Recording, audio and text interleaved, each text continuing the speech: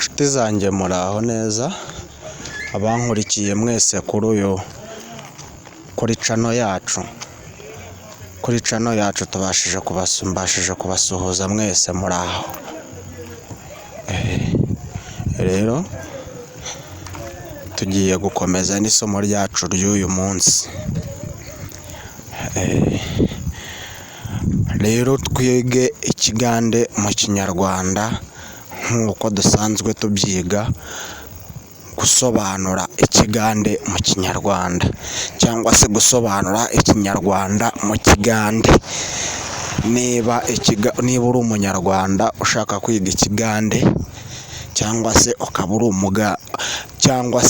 uri umugande ushaka kwiga ikinyarwanda, uri munyarwanda oyagala kuyiga Uganda, uri Uganda oyagala yiga Olunyarwanda, jangu wano ku channel yaffe tukwigiriza olulimi lwonna, Olunyarwanda, Oluganda. Ngwino hano kuri channel yacu tukwigishe ikigande cyangwa se ikinyarwanda. Reka dutangire. Nshuti yanjye wiriwe ute? Mukwano gwaffe wasibye otya? Kuvuga rero ngo nshuti yanjye wiriwe ute, aho ngaho urwo ni Urunyarwanda. Katuvuge no mu Rugande.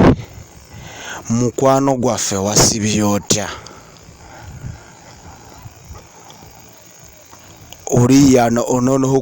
Uriya nakagusubiza, uriya nawe akagusubiza nasibye bulungi. Uriya kasita kugira ngo yewe niriwe neza, nasibye bulungi. Aho nguwo bakubwiye ngo niriwe neza. Wowe wiriwe ute? Ono uriya kasita kugira ngo wiriwe ute, wowe wiriwe ute? Wowe uhita umusibya umugamba nasibye bulungi, gwe wasibye otya?